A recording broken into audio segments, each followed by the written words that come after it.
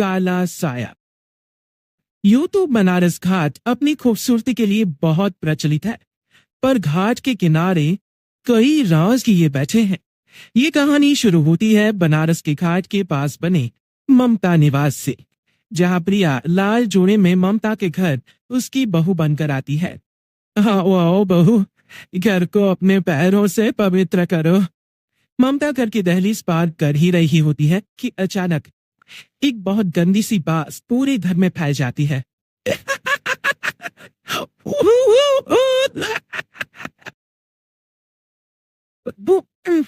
और ये आवाजें, ये कौन हंस रहा है माँ? ये पड़ोसी ना हमारे थोड़े अलग से है। कहा हम शाकाहारी और ये मांस बच्ची खाने वाले। छोड़, तू ध्यान मत दे और गृह प्रवेश कर।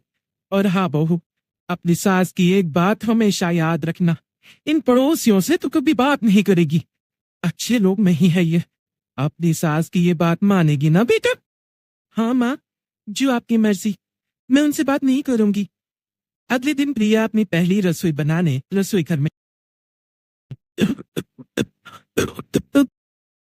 छू की बर्तन अब भी जा रही है। एक काम करती हूँ, खिड़की खोल देती हूँ।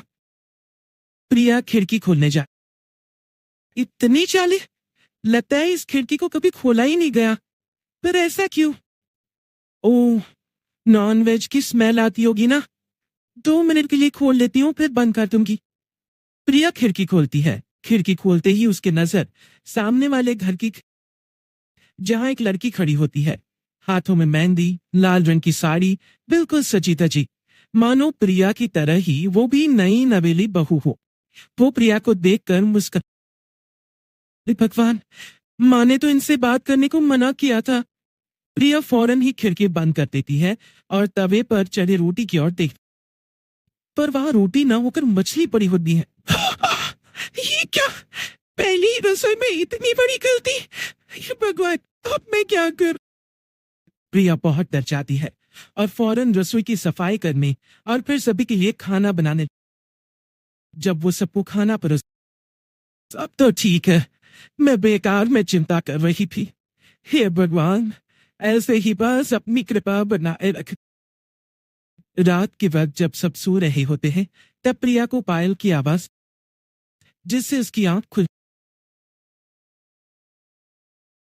पायल की आवाज कहां से आ रही है? प्रिया उठकर उस आवाज के पीछे छत की सीढ़ियों तक जाती है। तब रोनी की आवाज आती है। ये जाती है तो क्या देखती है? लाल साड़ी वाली लड़की अपनी गोद में एक नजर घुमाकर सुला रही है। प्रिया की नजर उसके पीठ पर पड़ती है। ओह गॉड, ये तो ब्लेंडिंग में है। सुनिए, बच्चा सो नहीं रहा है क्या? मैं कुछ मदद करूं? नहीं नहीं, आपके घर वालों को अच्छा नहीं लगेगा, मैं संभालूं। स्नेहा की गोद से बच्चा हाथ मारकर प्रिया की गोद में आने को छट। दोनों घर अगल बगल में बने होने के कारण प्रिया उस बच्चे को गोद में ले लेती है। प्रिया के पास आते ही वो सो जाता है। बच्चे का वो स्पर्श रात भर प्रिया भूल नहीं पाती और अगले सुबह वो छत पर कपड़े सुखा रही होती है, तभी उसे एक औरत इशारा कर, स्नेहा कह रही थी बाबू तुम्हारी गोद में आते ही सो गया। मैं गौरी, स्नेहा की माँ हूँ। घर आना, बाबू को खिला भी। घर पर कोई नहीं रहता। बच्चे से मिलने के लिए प्रिया छिपकर अपनी पड़ोस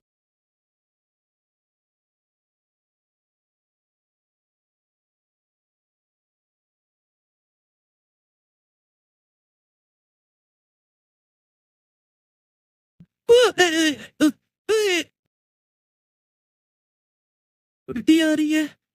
प्रिया भागती और लाल रंग पोल्टी में से कीड़े निकल। ये क्या? खून और ये कीड़े! माँ, माँ! प्रिया की आवाज सुन, बेसिन में कुछ नहीं होता। तब क्या हो रहा है? और अपने पैर के कारण वो इतनी, उसे ऐसा लगता है उसके पेट पर मानो कौन हो? प्रिया के पेट पर एक 5 महीने की बच्ची बैठी हुई थी, जो बुरी तरह जली हुई थी। माँ, तुम्हें मुझे लाई ना अपने पेट में। मैं तुम्हारी माँ नहीं हूँ। कौन हो तुम? माँ, देखो मैं चले बुरी तरह से।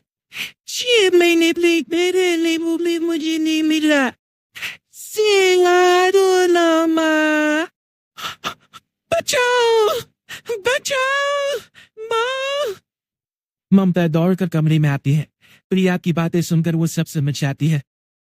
तू कहीं बगल वाले घर में तो नहीं जाकर आई ना बहू? मुझे माफ कर दो, मैं गई थी माँ।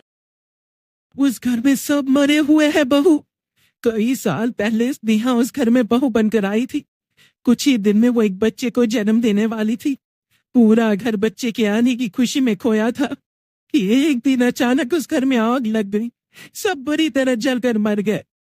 गौरी आज भी दादी बनने का इंतजार कर रही है और इसीलिए स्नेहा ने अपना अजन्मा बच्चा तुम्हारी कोख में डाल दिया। ममता ये कह रही होती कि पीछे से उसके पैरों को एक बच्चा पकड़ लेता है। बावली, बारिया। माँ, स्नेहा की गोद में यही बच्चा था। ये बच्चा कौन है फिर? तेरी जीनो है।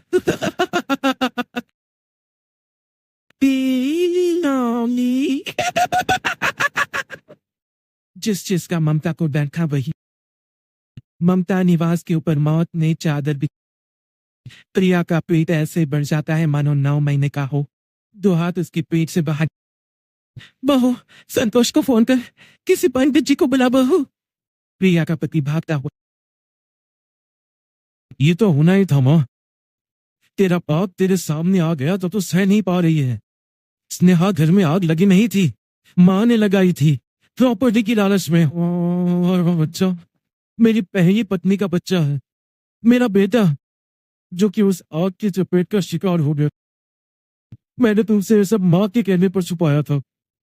मुझे माफ कर दो प्रिया। तुम अगर चाहो तो यहाँ से जा सकते। मैं तुम्हें किसी भी बंधन में रखना। मेरी शादी हुई है आपसे, मैं आपको छोड़ नहीं सकती, पर उससे पहले हमें स्नेहा, उसकी माँ और बच्चे की आत्मा की शांति करवानी होगी। संतोष और ममता गौरी के घर जाते ही अंदर सब कुछ जला हुआ होता है। जमीन पर जली हुई लाशें बिखरी हुई थी। ममता रो रो कर अपनी करने की माफी गौरी से मांगती है। प्रिया स्नेहा के घर वालों का अंतिम संस्कार करवा देती है और ममता निवास फिर से आत्माओं के साये से मुक्त हो जाता है। उम्मीद है कि आपको हमारी ये कहानी पसंद आई होगी। कृपया हमारे चैनल को सब्सक्राइब करें और सभी अपडेट्स के लिए बेल आइकन जरूर क्लिक करें। और हाँ, वीडियो लाइक और शेयर करना मत भूलिएगा। Bye bye.